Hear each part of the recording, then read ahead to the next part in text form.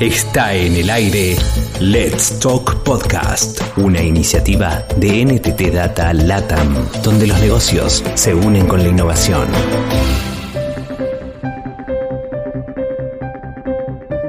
En este episodio, escucha una selección de los momentos más importantes de un webinar presentado por Guillermo Garza, Head Customer Strategy en NTT Data México, y es él quien nos cuenta a partir de ahora cuál es el resultado del más reciente estudio titulado Innovación centrada en el cliente, un enfoque diseñado por la transformación digital. Con la palabra, Guillermo. Lo que nos dimos cuenta es que las empresas que le estaban sacando del parque, los que realmente están teniendo crecimientos con o sin que el sector naturalmente tuvo un impacto con el tema del COVID, encontramos que había unas características que los estaban ayudando a consolidarse. Curiosamente, la gran mayoría de las empresas que estaban consolidándose o que estaban dando un resultado se denominaban a sí mismas customer centric y hablaban de cómo medían la experiencia de cliente, hablaban de cómo tenían una vista muy integral en todos los equipos o de OKRs o de KPIs alrededor de satisfacción del cliente. Me atrevo a decir que ese es probablemente el sabor principal que caracteriza esta innovación que estamos llamando centrada en el cliente. Casi todas las metas que nos topamos en las entrevistas giraban de cómo aumentar la satisfacción del cliente o cómo tener más puntos de contacto con el cliente o cómo venderle más al cliente. Cuando hablamos de sus herramientas habilitadores, lo primero que nos llamó la atención es que todos hablaban alrededor de importarse la data. Sabían que no lo tenían necesariamente muy pulido, pero veían que la data habilitaba la innovación. Todos estaban convencidos de las nuevas metodologías de agilidad, de design thinking y de UX, pero no los tienen implementados en su mayoría. Ahorita hablaremos un poco más de eso. Y en temas de cultura, había tres grandes verdades. La primera, la organización había entendido que innovación se tiene que experimentar, pero me atrevo a decir que es la muerte del business case. Bien interesante, muchos de ellos nos hablaron de cómo el principal cambio que vivieron era que antes, para que les aprobaran presupuesto, necesitaban entregar un Excel súper robusto. En el momento en que llegó el COVID, no había tiempo a hacer el Excel. Era, aviéntate a hacerlo. Lo más rápido posible saca algo.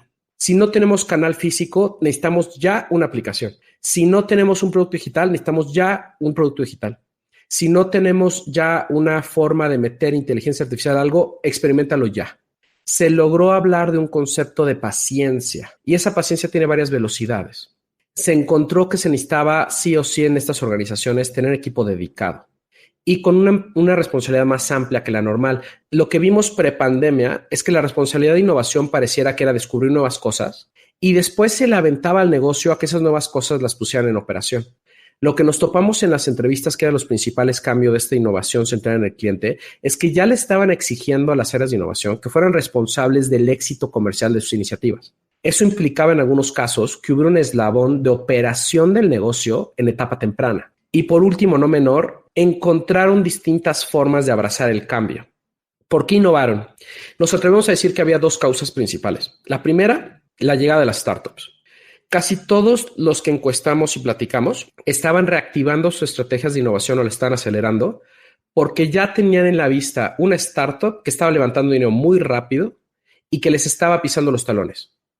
Si hablabas de salud, ahí hay ecos de Amazon Health o de grandes tecnólogas que están entrando en sus sectores o de un montón de jugadores que les preocupaba que llegaran a México.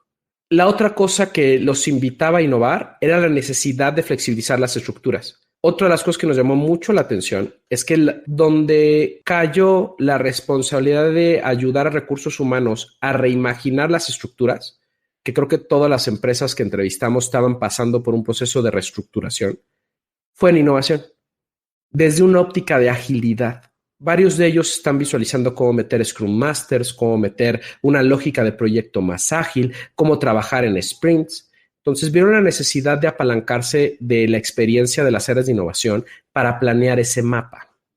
¿Cuál era el mantra? La primera, hablaban de innovación amplia, un poco basados en la metodología de Dublin de los 10 tipos de innovación.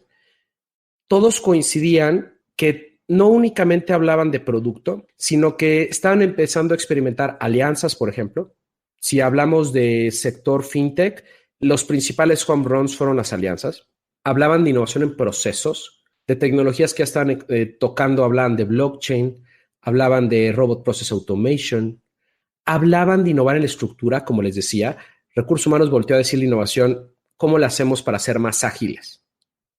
Hablaban de experimentar nuevos modelos de ingreso, de abrir canales. Ese fue un tema crucial. Casi a todos los entrevistados les tocó en alguna u otra medida participar en la creación de canales digitales durante el último año.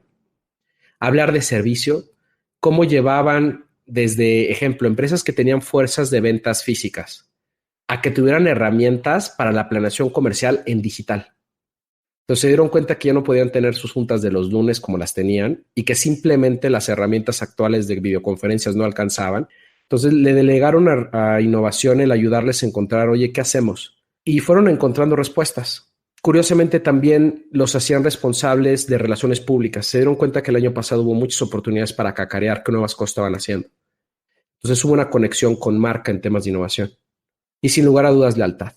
¿Cómo hacemos que los clientes no se vayan? Fuera de los principales miedos que cayeron en la agenda de los directores de innovación, ya no es únicamente cómo traigo negocio a futuro, es cómo ayudo al negocio actualmente a desarrollar capacidades. Su segundo mantra era la responsabilidad no es innovar. Ellos se veían a sí mismos como growth owners, de cosas que en 3 o 4 años tenían que llegar a impactar el negocio de veras. De veras, había distintos niveles, pero hablamos de responsabilidades entre un 15 y un 25% de las ventas. Entonces, ellos mismos se veían como responsables de encontrar algo que en 3 o 4 años sea entre 15 o 20% del negocio. Y hablaban de ser customer centric. Hablaban de que era muy importante ver la empresa de afuera hacia adentro.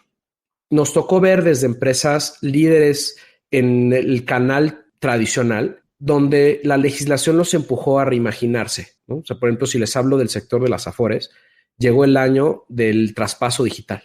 Luego hablamos con empresas como puede ser un ZTech, que su vocación es ver lateralmente innovación para habilitar sus principales negocios, que son de cerveza principalmente. Con los retailers encontramos una búsqueda de facilitarle el journey al cliente de compra. Con la consolidación de estos unicornios y de las grandes scale-ups que hoy por hoy ya hay líderes claros en América Latina, Mercado Libre y Rappi estuvieron muy atentos el año pasado en crear nuevos negocios. Nada más en México aterrizó Rappi Bank, Rappi Travel, Rappi Brands, y ellos mismos denotan un ritmo acelerado de necesidad de resultados. Luego vemos los casos muy puntuales como un Justo, que en tiempos récord llegaron a una gran penetración de mercado y a grandes valuaciones. De hecho, por darles otro ejemplo, Clara se convirtió en el unicornio más rápido en América Latina y nació en México. En cuestión de 8 meses pasó de no existir a tener una valuación de $1 billón. Eso les habla mucho de lo que ha estado pasando en el mercado mexicano, particularmente en el negocio y el entorno fintech. Y luego nos tocaron las empresas de entretenimiento que tuvieron que vivir, que se cerraron las salas y empezaron a encontrar nuevas formas de monetizar sus audiencias. Entremos al ajo. ¿Qué dijeron estos directores, no? O sea, ahorita les acabo de platicar un poco cómo es la audiencia, a gran nivel qué pensaban, pero entremos de lleno. Entonces, déjenme hablarles de lo que se van a topar cuando lean el white paper. Hicimos una mecánica de entrevista que nos permitía tomar el pulso en 4 grandes dimensiones. Básicamente arrancamos la entrevista preguntándoles cómo aportan Negora al negocio. Entonces, en ese valor hablábamos de cuál era su rol y su empuje en nuevos modelos de negocio, pero también en nuevas aplicaciones. O sea, casos de uso puntuales donde la innovación estaba entrando y entregando dinero en la organización.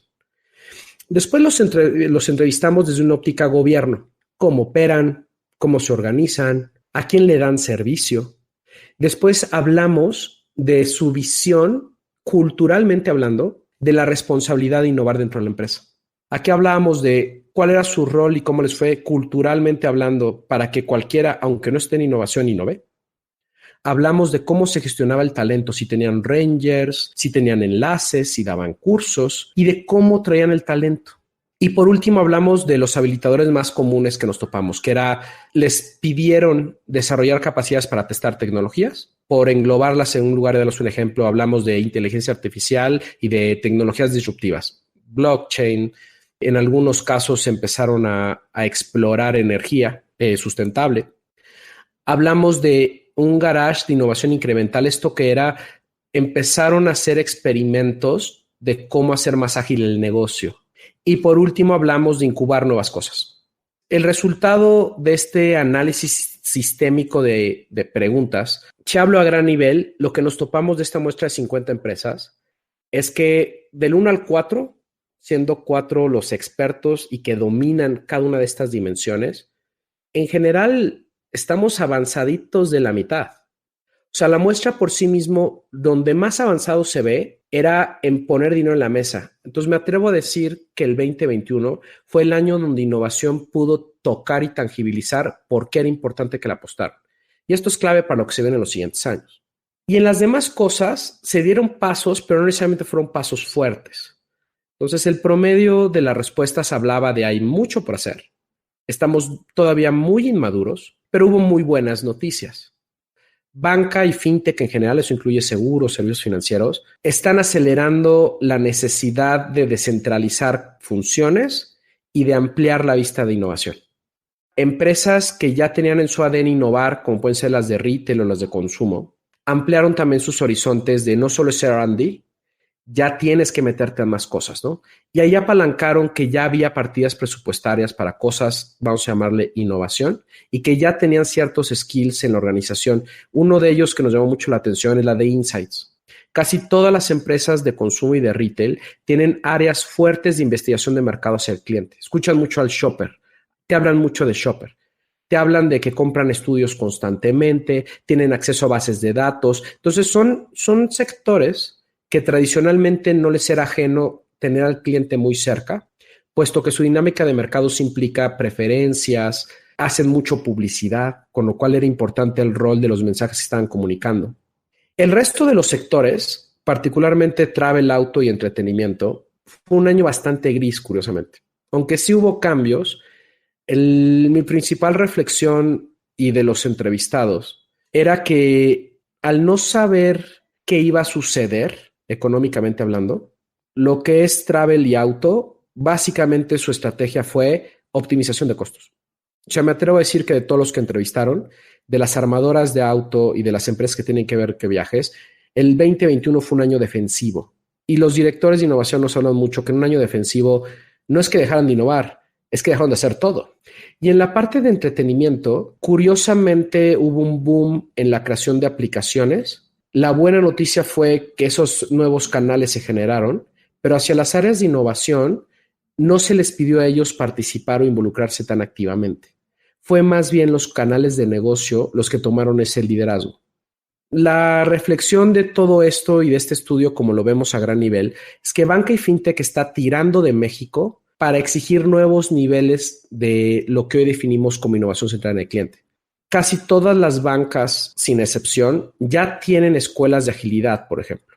Entonces, si les hablo de los grandes retos que vieron y que ven para el 2022, la agenda se centró en 4 conversaciones. ¿Cómo fortalezco mi proceso de innovación? ¿Cómo incubo negocios? ¿Cómo puedo definir un modelo de gobierno? Que ahí hubo muchos retos en las entrevistas, porque cuando hablamos del modelo de gobierno, no hay un best practice que se pueda copiar y replicar en todos los sectores. Entonces, lo que fuimos notando es que según el sector y según el apetito del director general de innovar, era qué tan involucrado estaba y qué porcentaje del presupuesto se les daba. Y también fue el año donde innovación tuvo que ampliar su vista a que todos innoven, no solo nosotros. No se daban abasto, entonces había que apalancarse en las demás áreas para hacer sinergias. ¿Qué aprendimos? Todos conocen las metodologías, todos te hablan de design thinking, de agilidad y de lean, pero en el cómo se ven y de cuáles dominan, 70% de las empresas que entrevistaron hablan que al menos tenían una célula que dominaba design thinking. La mitad de los que entrevistamos hablaban de que al menos tenían un equipo que estaba trabajando 100% en agilidad y que lo dominaba. Y en la parte de experiencia de usuario o de prácticas lean, apenas un 20% lo domina. Eso habla de un México que todavía está muy inmaduro en talento. En estas pláticas de ¿y por qué es así? Lo que nos decían es que en el mercado no están encontrando gente experta en estos temas. Entonces, al no tener las capacidades internamente en la organización y no estar encontrando talento, lo que están viendo es navegar la ola con lo que hay. Entonces, a lo que le llamamos agilidad, pues hoy pareciera que solo vive en TI. Todavía no estamos logrando ese brinco a otras áreas. Cuando les hablo de design thinking, hablan mucho de cursos, es probablemente el más avanzado. Ya hay una oferta educativa interesante en México para tomar ese tipo de soluciones.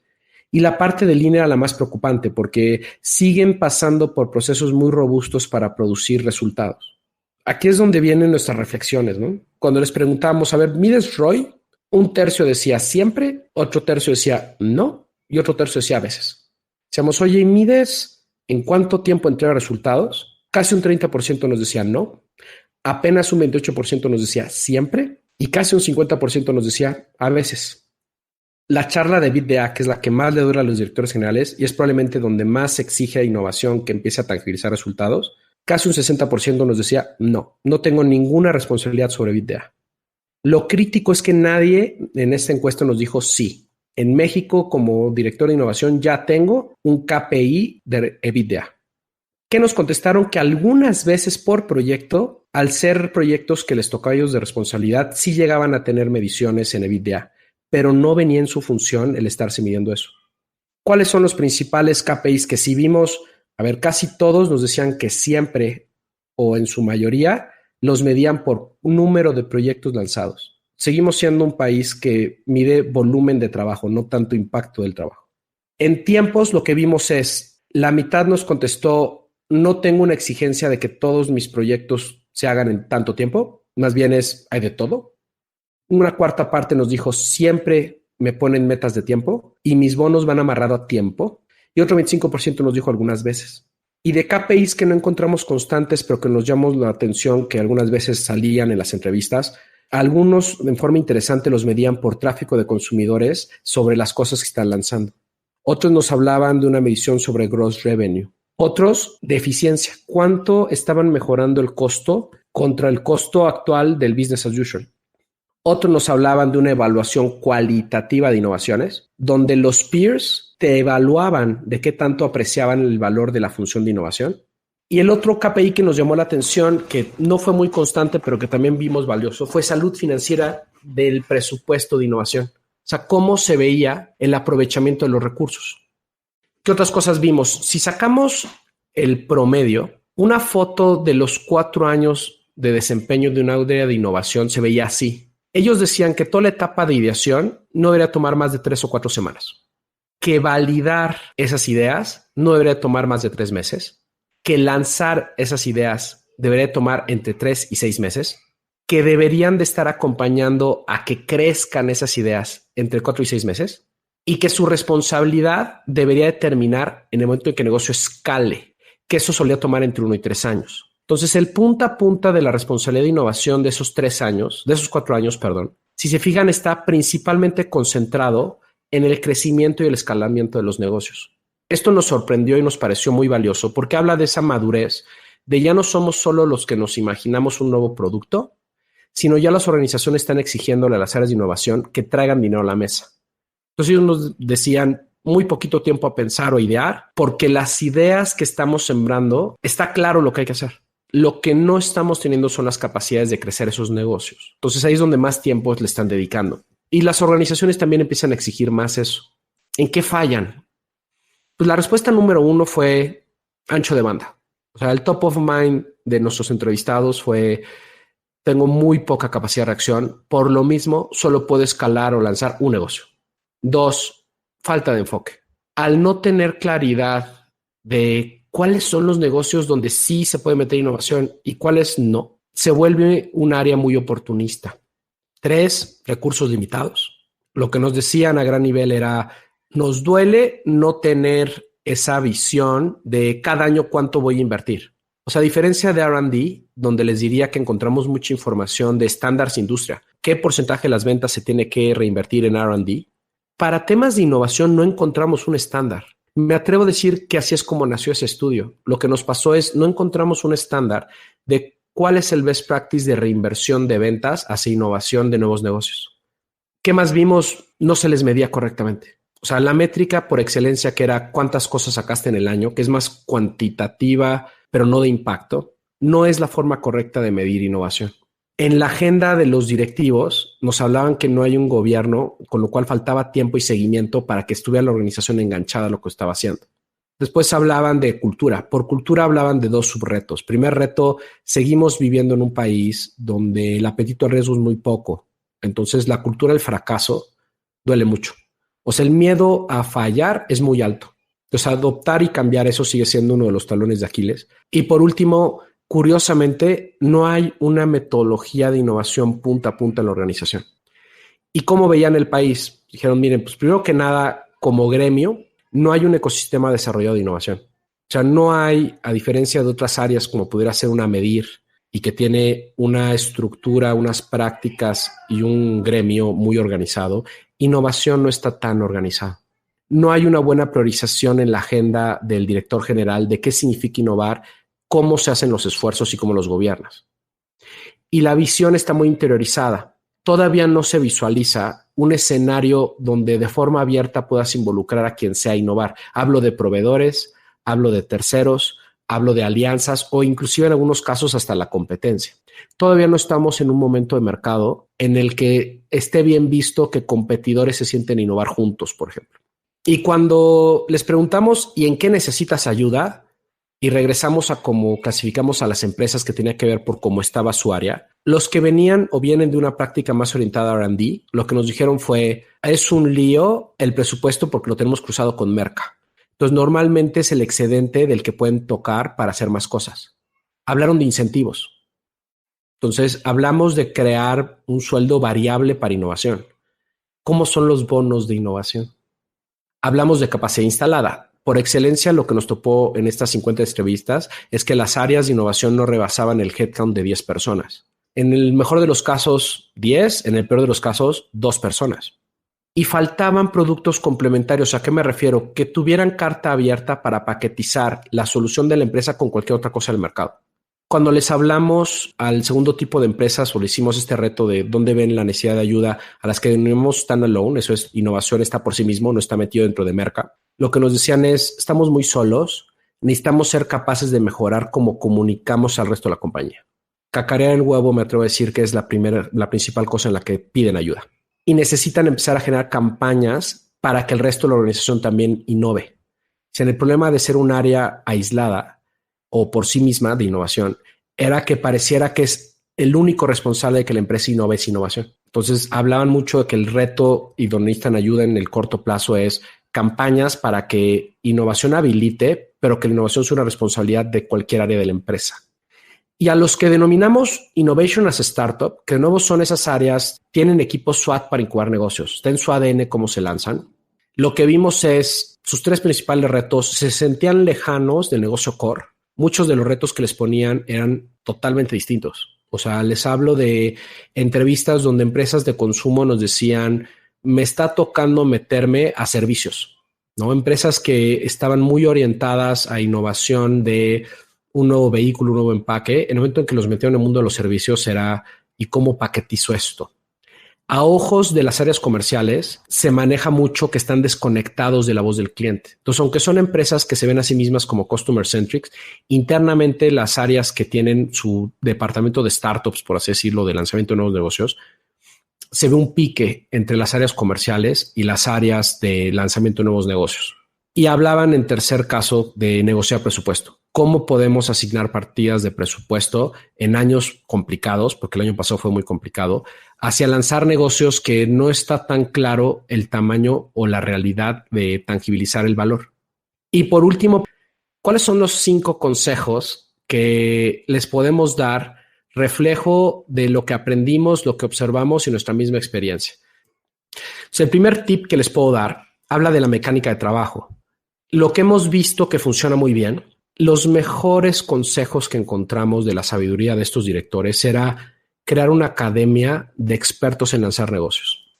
Literalmente sus palabras fueron, donde más nos duele es que necesitamos que cuando una idea nazca con un dueño de negocio que sea capaz de con mentalidad de startup decir, vamos a hacer que pase. Y vamos a hacer que pase probablemente fuera de cómo todo funciona. Entonces se lanzaron negocios de forma trompicada, sin tanto papel y sin tanto análisis. Y lo que se dieron cuenta es que de las capacidades que más valor les dio era, aunque fueran experimentos fallidos, el que las personas hubieran pasado por ese ciclo de lanzar negocios. Entonces, un best practice que me parece es muy valioso y que deberían de empezar a implementarse en cualquier empresa que esté viendo innovación es el de crear su academia de expertos en lanzar negocios. porque les permite tener una visión muy transversal de todos los elementos que se necesitan para lanzar y escalar un negocio. Entonces, tener una escuela de especialistas en growth, como es el nuevo puesto o como le estamos llamando actualmente a estas personas, nos pareció clave y de los mejores mensajes que nos topamos.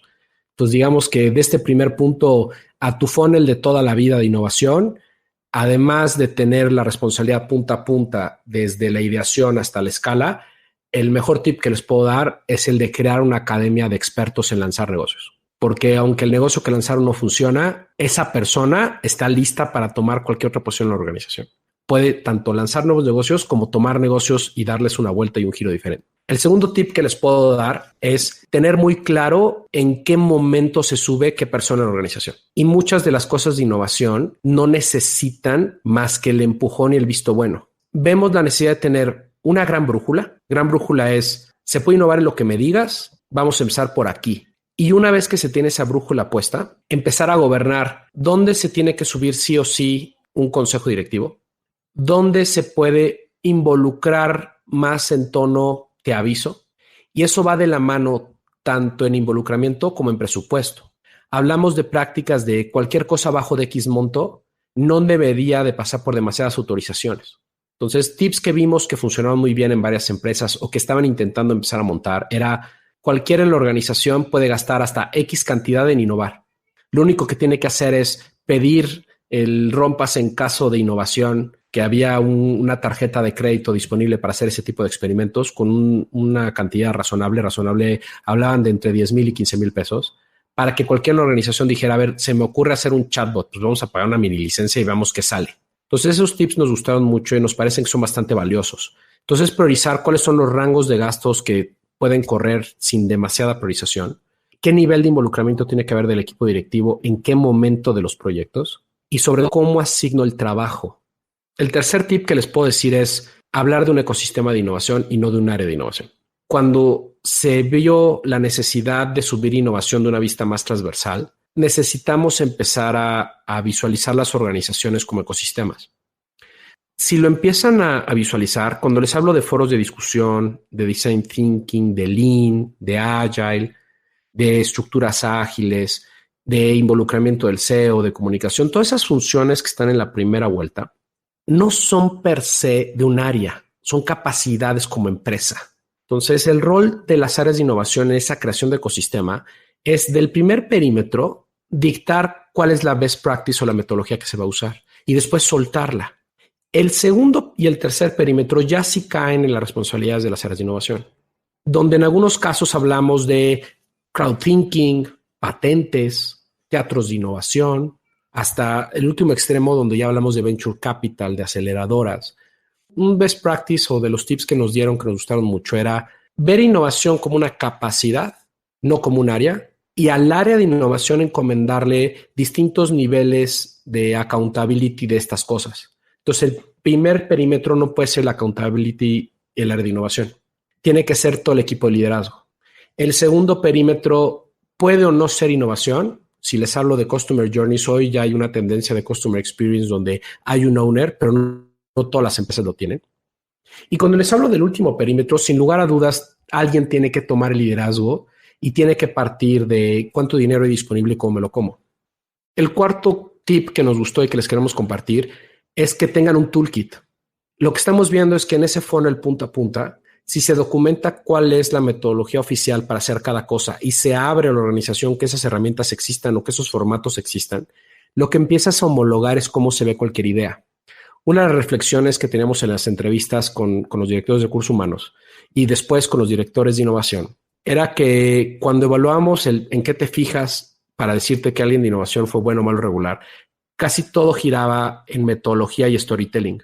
Entonces, si queremos que toda la organización sea comparable, necesitamos que todos tengan el mismo template de storytelling. Entonces, cuando hablamos de una idea, no debería ser quien cuenta con más show algo. Debería ser cuáles son las 3 cosas mínimas que quiero saber para decirte si debemos de avanzar o no. Entonces, que exista una herramienta, una academia destinada a que estas metodologías existan, acelera la capacidad cultural de innovar. Hay muchas de las cosas que el COVID nos dejó que se pueden aprender de ellas. Y ahí me atrevo a decirte que es la muerte del business case en Excel. llegó tan de golpe para varias industrias que no hubo tiempo de meter a los presupuestos los cambios que tuvieron que pasarse. Entonces, de las historias que nos llevamos muy enriquecedoras, es que todos se fueron con buen sabor de boca de la capacidad de unirse como equipo y experimentar. Por no decir quién lo dice per se, pero por hablarles de una anécdota, un laboratorio farmacéutico y un laboratorio de estudios nos habló de cómo se tuvieron que unir como equipo y echar adelante las cosas. No hubo tiempo de meterlo en la partida de presupuesto, no hubo tiempo de hacer todo el ejercicio de cuánto va a costar, cómo va a gastar. Lo que tenían que hacer es, se nos cayó la venta, se nos cayó el negocio, ¿qué hacemos? Y no hubo discusiones de por qué sí o por qué no es. Una vez que alguien dijo qué hacemos, va para adelante y lo peor que puede pasar es que no funciona, pero no podemos estar peor a como ya estamos. Entonces esto le pasó a muchas industrias.